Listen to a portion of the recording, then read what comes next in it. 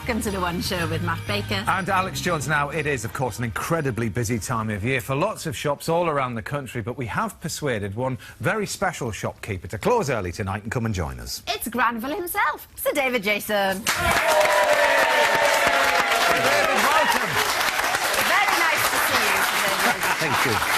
Now, it's exactly 50 years since your television debut. It's not, is it? So we've put together a Granville-style hamper. It's not the best, but it's all right. But it's such a special occasion. We thought we'd put a bit of effort in. Little bits and pieces to mark all the different projects. So we've got the magnifying glass. Of course, yes, for frost. Yeah. Yes. The hay, you see. Yeah, Darling Buds up of to May. Yeah, good. Where should we go now? What about the... Oh, it so smells, that spam. Spamalot. Never did it. It wasn't me. That brings us to open all hours, obviously, with everything that you could get from Arkwright's, but it is a bit stinky, so I'll tell you what... You're welcome to take it, but I would... I won't hand it over just now. Are you a fan of a hamper? You know, at Christmas time, when you get a hamper, does that bring joy to you? Oh, yeah. Especially if it's, you know, sent by somebody else from, like, Fortnum and Masons or something like that. Lovely. Yeah, so if anybody wants to send me one, I'm still there. I'd be welcoming it, yes. But there's always bits and pieces at the bottom of the hamper that you think, oh, that's not me, that, is it? You know, the odd sort of marmalade where it's orange and brandy or something a bit weird, where they've twisted it just a little bit too far. What are the items? I don't know where you get yours. Well, anyway, listen. No, exactly. This kind of got us thinking. Okay, so we want to hear from you if you are planning to send on a present that you actually received last year. And what we want you to do is to take a photo of the item that's going to be re-gifted and then send it in to the usual address. We'll just use first names and we won't give any idea of where you're from. Okay? So we'll shame you on the telly. No joke. But now, all day, Warwick Davis has been going on and on about the Star Wars premiere, which was last night, of course. It's been Han Solo this, Skywalker that. Yeah. I mean, to be honest, he has starred in 2 Star Wars films himself. But to be honest with you, I mean, I don't think he would have even got an invite to the premiere if it wasn't for us. No. I started my career 32 years ago when I appeared in Star Wars Return of the Jedi. And now I'm back at the UK premiere of the latest release in the saga, The Force Awakens. All these people here have come out to see the stars. And yes, I am a star. I could be hanging out there with Harrison Ford, Carrie Fisher, Mark Hamill, but I'm not. I'm out here where the most important people are, and that is the fans. Where have you travelled from? Italy to be here, and you've come all the way from Southend. Incredible dedication there. And like most fans, I've got my selfie stick. I wanted a lightsaber, but they wouldn't give me one. There we go. It's BB-8, that's fantastic. Smile. Smile. No, I don't want to smile. With my unique access to the red carpet, maybe I can give them a helping hand to meet their favourite stars. Well, you want Mark Hamill. Who do you want? Harrison Ford. It's Harrison Ford. Who do you want? Wookiee. Wookiee. Peter Mayhew.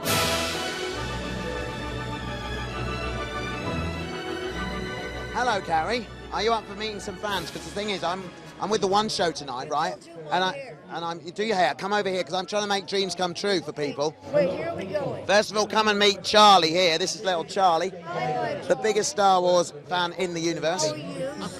We were talking about, you know, is it all about selfies or autographs today? Which do you prefer? I would say selfies is more of a thing than you know you were with them. Yeah, exactly. Adam, I present to you Mr. Peter Mayhew.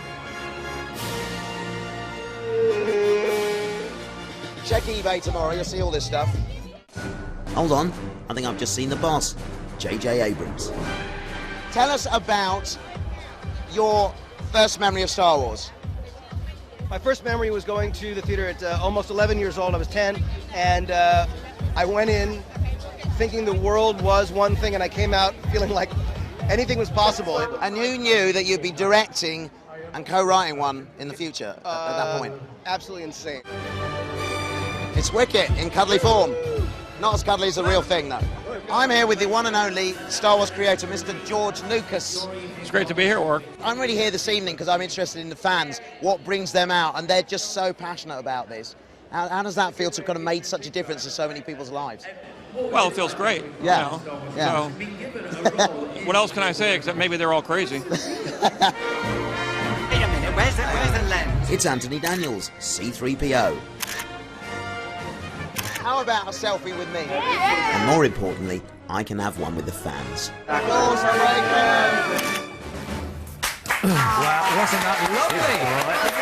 And such good accent, isn't it? Yeah. Thank you, Warwick. We were just kidding about Yeah, Warwick we were, earlier on. definitely. Anyway, we also want to say a big hello to Granville's son Leroy, played by James Baxter as well.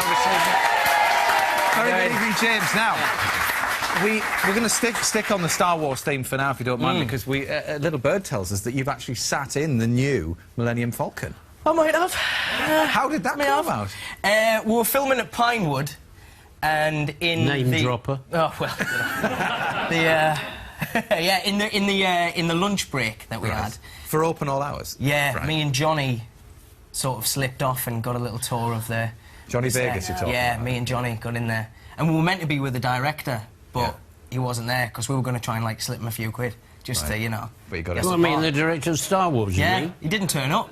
Left us hanging. Well, if he knew you were coming in, no, he probably didn't. But it was, you know, it's such a highly anticipated film. How tight was security? Because we heard they it did was weird unbelievable. things with your phone and things. It was mental. I got my phone. Well, I didn't get me. Yeah, they ask if you've got your phone on you, and then they've got this sticker that they put round your camera that if you take it off, it's red. If you take it off, it goes white. So they know that if you, do you know what I mean? Yeah, I was a nightmare. Then I had a picture here, picture there.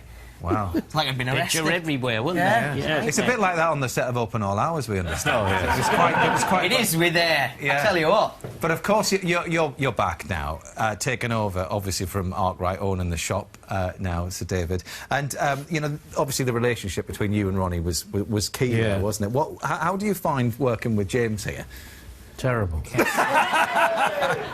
If I could have recast it on the first day, I would have done, but unfortunately I was outvoted. Yeah. It's difficult. The trouble is he doesn't look like me, does he? He doesn't look like anybody. That's the problem. Oh, your eyes are really similar. No.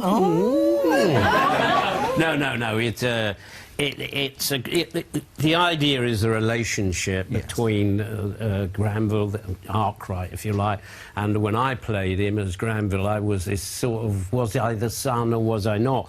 And so in order to keep that going, we've introduced that idea with Leroy and Granville, in order to get a sort of comic relationship going, because you do need somebody who acts as your buff. I mean, all of the great comedy duos have always been a two, really.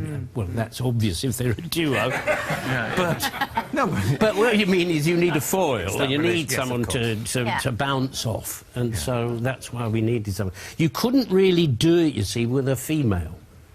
Present company accepted. I mean, if it had been you, you wouldn't stand a chance.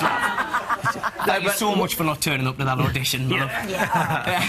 It's just that it means that you can do a lot more physical and be ruder than Oh, I a could male. take it. Could you? Yeah, I could take it. You're out in the next series, mate. Ah, there you are. Series 3, I'm in.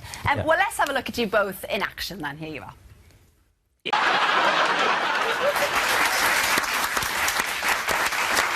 Brilliant stuff. So good. But special relationships have been part of the show's DNA, really. I mean, as Matt said, you and Ronnie's relationship was absolutely special. And he wrote you a lovely poem, didn't he, when he found out that you were to be knighted.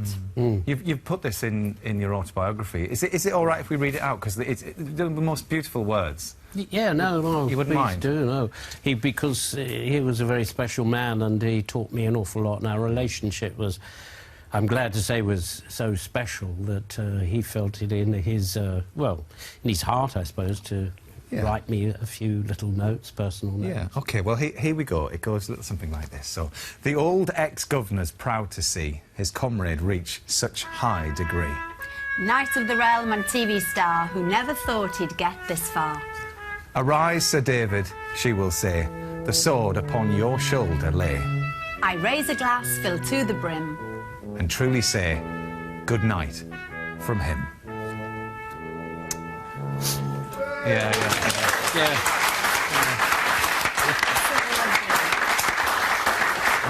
I think it's got us all now. It is so We've beautiful. all gone. And the poem was actually read out, wasn't it? Yeah, on it the was. day? Well, one of the great things about Ronnie, he wrote me 2 or 3 special notes, was that he penned them himself, and that was one of the great gifts that he had. Not only was a great comedy actor, and not only was he a wonderful, warm person, but he did have that tremendous ability to communicate with the written word, He did, which yeah. unfortunately people like myself don't have that facility, are not that good. That's why we have to have special people like Roy Clark, who's written for us, in Open All Hours. So I do, you know, have to raise my hat to people who can command the written word. Well, one thing you are incredibly good at is the physical comedy, which we're going to be talking about in just a little while. Yes. And also, thanks, James, for popping in. Lovely No, to thanks see for you. having me. Nice This to is meet very you as Christmassy, well. this. I know, It's it's nice, nice. isn't Gets you in it? the mood, doesn't Very it? nice. And you know what, speaking of Christmas, you can see still Open All Hours on Boxing Day at 8 o'clock. Now, it's front page news today that the taxman and his little helpers apparently aren't doing enough to assist people. But Lucy went to find out if there's a hint of festive cheer for those contacting HMRC. If, like me, you're self-employed, then you'll know only too well that December isn't just about Christmas. It's also about filling in the dreaded tax return. A little bit of festive cheer, but they could do with some tinsel in that office. as Yeah, well, that's accountants. true. Well, so, David, we had Harry Hill on sitting where you are just a few nights ago, and we were talking about the resurgence of physical comedy and slapstick, and this, I know, has been a passion of yours for a very, very long time. Now, we couldn't have you on without playing this clip. Here we go.